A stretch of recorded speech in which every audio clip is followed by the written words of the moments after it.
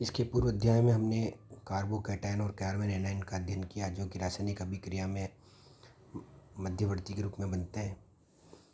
इसी रासायनिक अभिक्रियाओं में एक अन्य उत्पाद भी मध्यवर्ती के रूप में बनता है, जिसे हम कार्बीन कहते हैं। कार्बीन ये एक मध्यवर्ती है जिसमें कार्बन के पास 2 असाजित इलेक्ट्रॉन उपस्थित होते हैं। ऐसी स्पीशीज कार्बीन कहलाती है। कार्बीन में कार्बन के पास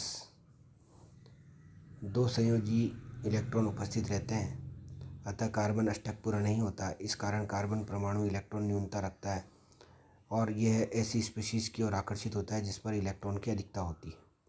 अतः कार्बन इलेक्ट्रॉन स्नेही के समान व्यवहार करता है।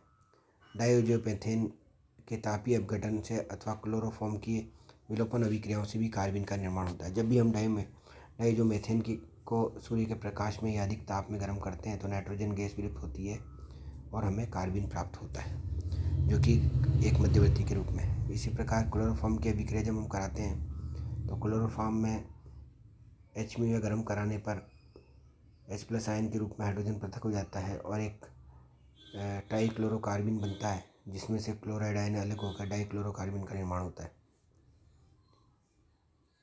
कार्बन 2 प्रकार के होते हैं। जब दोनों इलेक्ट्रॉन अलग अलग कक्षकों में उपस्थित होते हैं तो इस प्रकार के कार्बन ट्रिपलेट कार्बन कहलाते हैं, परंतु जब दोनों इलेक्ट्रॉन एक ही कक्षक में युग्मित रूप से व्यवस्थित रहते हैं तो कार्बन सिंगलेट कार्बन कहलाती है। ट्रिपलेट कार्बन में कार्बन परमाणु sp संकरित होता है, अतः इसकी संरचना रेखीय होती है, जबकि ट्रिपलेट कार्बन कार्बन पर sp2 संकरण होता है और इसकी संरचना वी आकार की होती है। कार्बन का जब हम अध्ययन करते हैं तो हम ये पाते हैं कि इसके कक्षक में यदि दोनों इलेक्ट्रॉन एक ही कक्षक में उपस्थित होते हैं तो यह इसका सिंगलेट कार्बन कहलाता है और इसका संकरण sp2 होता है। इसकी शेप वी शेप होती है। और जबकि हम देखते हैं कि यदि दोनों इलेक्ट्रॉन एक ही तरफ होते हैं तो इस प्रकार हम ये ट्रिपलेट कहलाता है और इसके संकरण sp संकरण कहलाता है। बहुलता के नियम के आधार पर इसका नामकरण किया गया है। हम जब अभी देखते इस नियम के अनुसार 2s+1 s यहाँ पर इलेक्ट्रॉन का कुल चक्रण है और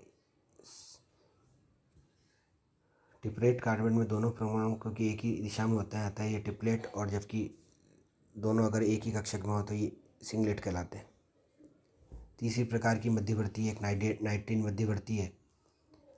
वह मध्यवर्ती जिसमें नाइट्रोजन के पास 4 असाजित इलेक्ट्रॉन उपस्थित रहते हैं नाइट्रीन मध्यवर्ती कहलाती है।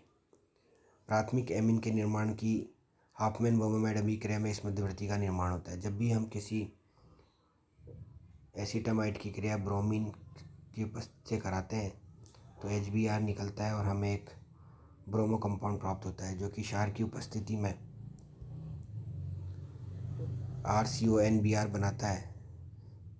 ब्रोमीन विलुप्त हो जाता है और पुनर्विन्यास होकर RnCuA के लाइसोसाइनेट बनाता है, जो कि क्षार की उपस्थिति में प्राथमिक एमीन का निर्माण करता है। इस प्रकार की अभिक्रिया में हमें एक नाइट्रीन मध्यवर्ती बनती है।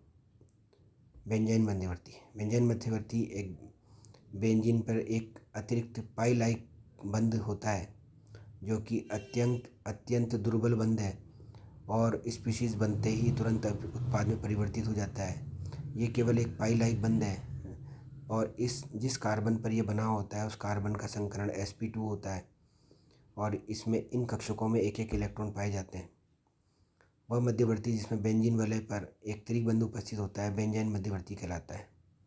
क्लोरोबेंजीन के विलोपन योगात्मक अभिक्रिया में क्रियाविधि के दौरान ये बनता है और यह अभिक्रियाएं NaNH2 और लीकर अमोनिया की उपस्थिति में की जाती है। जब भी NaNH2 और लीकर अमोनिया की उपस्थिति में की जाती है तो हमें बेंजीन मध्यवर्ती के रूप में प्राप्त होता है। बेंजीन मध्यवर्ती में तीसरे बंध का निर्माण sp2 अतिव्यापन में होता है। अतिव्यापन की मात्रा कम होने के कारण यह बंध अत्यंत अस्थायी होता है और ये मध्यवर्ती तुरंत उत्पाद में परिवर्तित हो जाती है।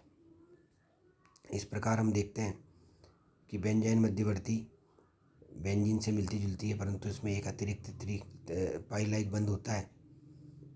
इस कारण यह अभिक्रिया के मध्यवर्ती के रूप में प्राप्त होती है।